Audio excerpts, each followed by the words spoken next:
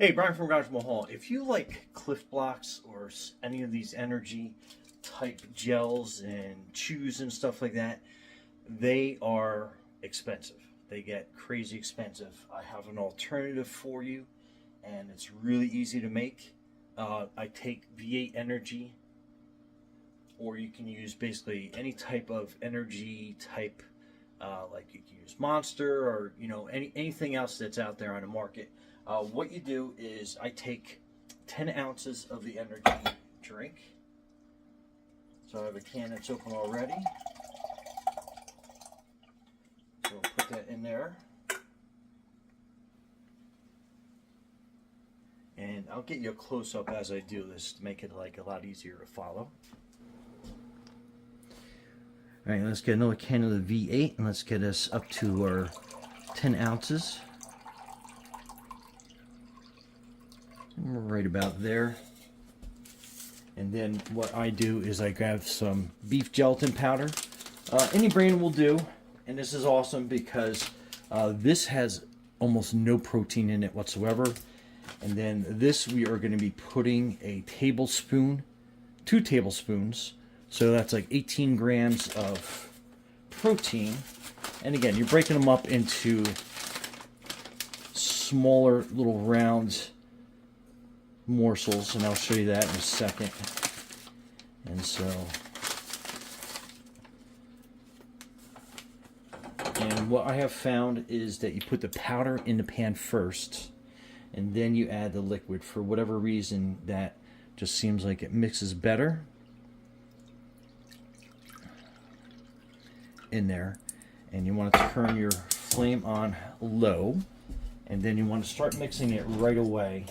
So you want to make sure that that totally kind of dissolves. And if it doesn't dissolve all the way, the heat will definitely help get that going. Now, I also use some Jet Alert because I'm going to make this like a caffeine fortified chew. So I'm just going to add 2 tablets into the mix. And I'll get you a little bit extra caffeine per serving. Be careful about how much you add, but that's like the max for this dish. And then I will take some honey, and I just give a kind of like a quick drop in there just to kind of add a little sweetness to the mix. And then again on low, and then you want to mix it until absolutely everything is dissolved.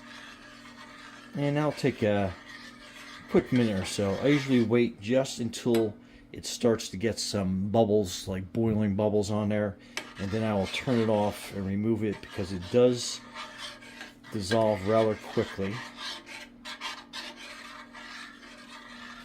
Okay, so let's let this go for a quick minute or two, and we'll be back.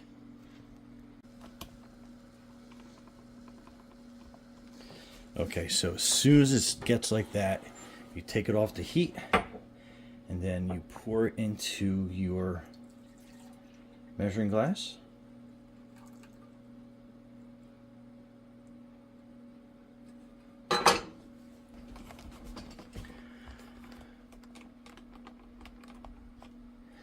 And then I'm basically just pouring it into a chocolate silicone mold.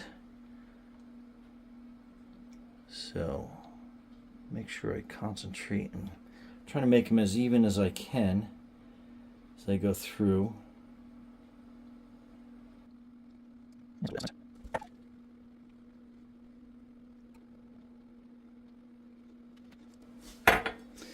And then if I got some that are filled up a little bit too much, I just kind of go through and just make sure that they're all even.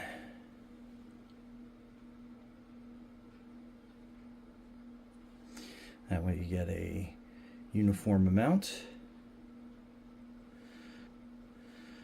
So I think that's all good. And again, if I was an expert pourer, that would probably be a lot better. But there we go. So nice and even. And this will set up on the counter. However, what I do is I usually let it set on the counter for probably about an hour. So it kind of like solidifies. And then I put it in the fridge before I start popping them out of the mold. and I'll show you that process next. Okay, this is why you let them sit for probably about an hour, so you can easily transport them and put them in your fridge. Okay, so take them out of the fridge, and it is important that you want to kind of pinch it from the bottom here, and what happens is they pop out pretty easy as long as you had them refrigerated long enough. And this is probably an hour I had them in there. Usually I kind of end up going about my day, and then I come back after a few hours, but I think an hour seems like it's working pretty good. And then they just pop out.